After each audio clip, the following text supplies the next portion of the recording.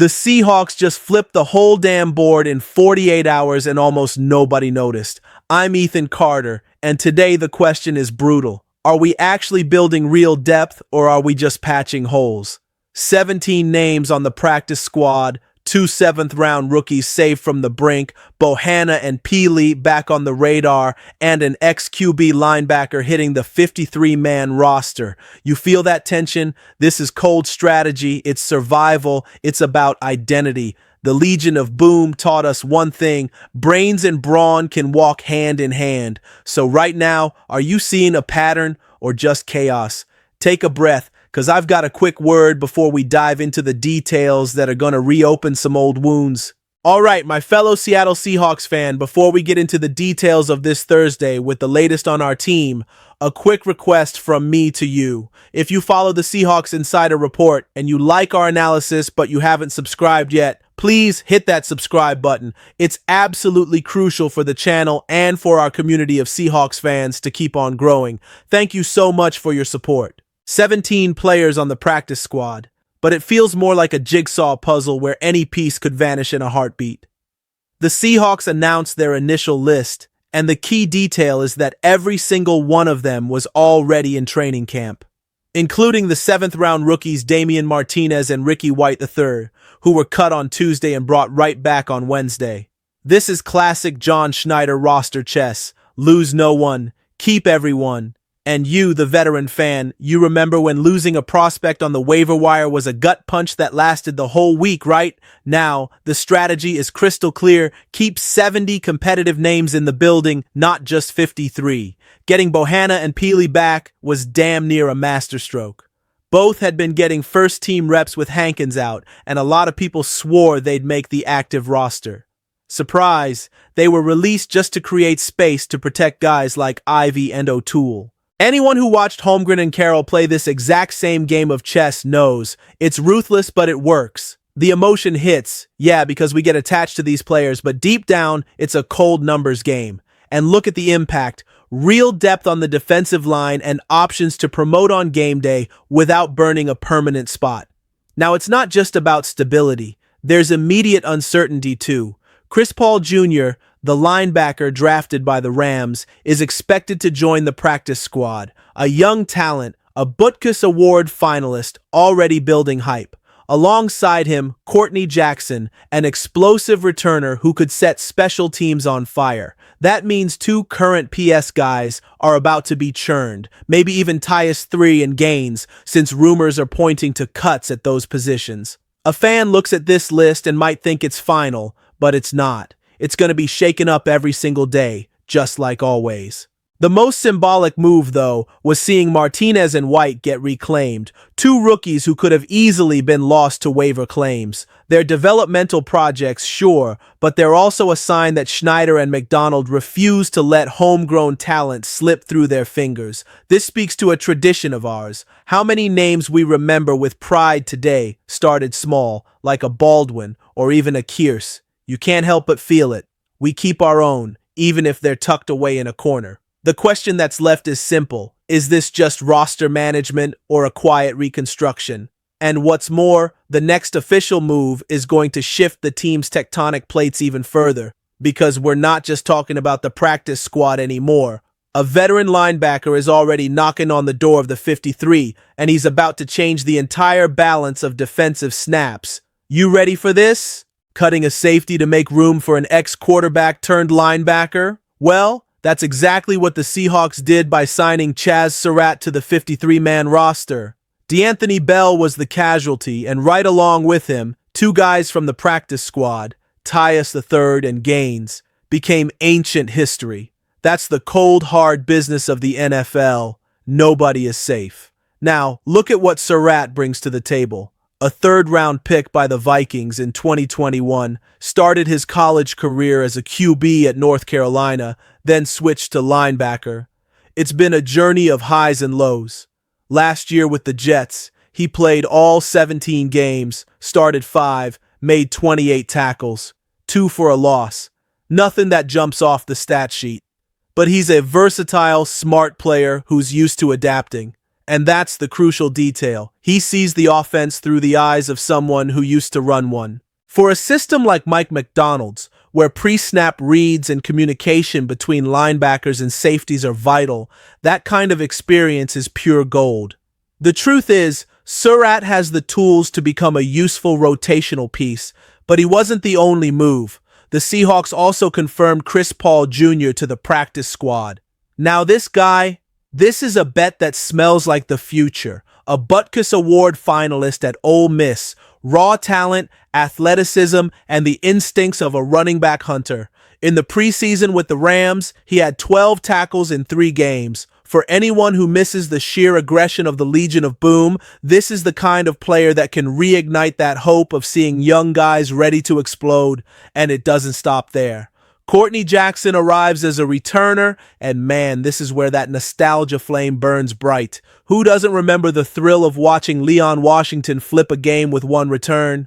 Jackson, out of Arkansas State, had 2 punt return touchdowns last year, averaging almost 19 yards a return. It's no exaggeration to say he could steal an active roster spot if he does that again in Seattle. The cold analysis is this. In less than 24 hours, the Seahawks tweaked the heart of their defense and their special teams. Small moves on paper, but they could dictate wins in games decided by inches. The impact is immediate. Fierce competition, pressure on the veterans, and a real chance for young guys to earn their keep. But the bigger, more provocative question is this. If the Seahawks are betting on ex-QBs playing defense, is their entire tactical vision shifting? And what if a familiar face, a guy coming back home, was the next piece of this puzzle? Yeah, veterans, brace yourselves. Shaquill Griffin wasn't even gone for 24 hours. A surprise with a heavy taste of déjà vu. Shaquill Griffin is back, but not as a star starter. He's returning through the side door, signing with the practice squad. One day he was a Pro Bowler in Seattle, a symbol of stability in a secondary transitioning after the Legion of Boom, and now he reappears as a veteran support piece, almost like a ghost of recent eras. To some, this feels like a step backward, but to others, it's a move dripping with loyalty and intelligence. Think about it. Griffin is 29, he's been with the Jags, Texans, Panthers, and Vikings. He's seen it all, but he lost his spot as a true CB1. Last season in Minnesota, he played all 17 games, started 3, had 2 interceptions, 6 passes defended, and 41 tackles. Solid numbers, but not elite. And this is where the cold analysis kicks in. The Seahawks didn't bring him back to be a star. They brought him back to be reliable depth and, more importantly, a leader in the locker room. Anyone who lived through the era of Richard Sherman, Cam Chancellor, and Earl Thomas knows it wasn't just about talent, it was about culture. Griffin gets Seattle, he gets the 12th man, and he can be a mentor to young guys like Witherspoon and Kendrick. And yeah, mentioning Kendrick isn't an accident, because it was his arrival, the ex-Ram, that created the opening for Griffin to leave and then immediately circle back via the practice squad. This move just exposes John Schneider's current pattern. Don't lose useful pieces, even if their roles have to change. The emotion really hits because so many of us remember Griffin locking down elite receivers in his prime, and now we see him in this secondary, almost supporting role. You can't help but compare him to other veterans who came back just to put out fires. But what if this was the plan all along? What if Griffin is meant to be the bridge between generations, bringing knowledge, plugging emergency holes, and keeping that flame alive in a locker room that's still searching for its new defensive identity? Are we honoring the past, or are we just desperately hanging on in the present? The practical impact. Immediate depth on the practice squad, the ability to promote him quickly if someone gets hurt, and an emotional anchor for the fans who still miss the glory days. But this isn't the final piece of the puzzle, because while we celebrate or lament Griffin's return, a strategic detail emerges. The new defensive additions all share one specific trait that could redefine how we see the entire unit.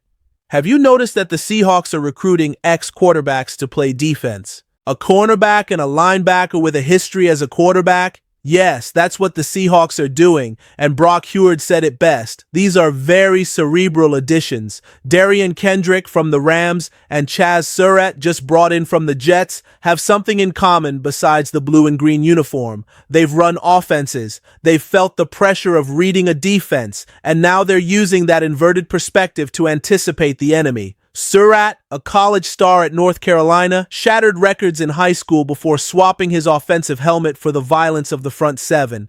Kendrick, a hero in South Point, won state titles as a QB before becoming a top-tier corner at Clemson and then Georgia. The cold, hard analysis says this isn't a coincidence, it's a philosophy. The new head coach, Mike Macdonald, preaches communication, anticipation, and intelligence over brute force. Linebackers who think like quarterbacks can predict routes, manipulate blocks, anticipate reads.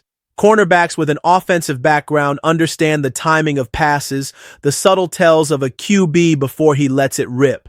It's like the Seahawks are building a defense with eyes inside the opponent's mind. For the veteran fan, this brings back memories of the Legion of Boom, not just for the physical violence, but for that collective football IQ, that almost telepathic instinct Sherman, Chancellor, and Thomas had that made it seem like they knew the play before the snap. But there's a difference. Now, the bet is on players who have actually lived on the other side of the ball. Could this work? Absolutely. But it could also mean the Seahawks are choosing intuition over proven experience.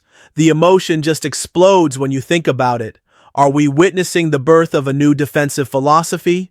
Or is this just improvisation to cover up recent failures? We know great defenses are born from the mind as much as the body. The immediate impact is clear. More depth, more versatility, more brains on the field. The long-term impact, though, is a total question mark. If this bet on XQBs pays off, we could be watching a blueprint that other franchises will copy. But if it fails, it'll be remembered as just another desperate attempt to reinvent a lost identity. Now for the provocation, after getting Griffin back, making Surratt official, taking a tactical gamble on Kendrick, and stocking a practice squad full of potential surprises, the one question that won't go away is this: are we evolving, standing still, or just spinning our wheels? The Seahawks moved on all fronts this week. Practice squad reinforcements, the arrival of Surratt and Kendrick, the return of Griffin, promising young guys kept in-house by the front office. This isn't a coincidence, it's a clear choice. They're betting on versatility and intelligence before we even see the results on the field. But the doubt just keeps hammering away. Are we actually building a roster that can compete in January, or are we just prolonging this endless transition phase? You, who have seen the greatest names wear this uniform, you know how to read the signs. So I'm asking you, is this team really ready to take that next step?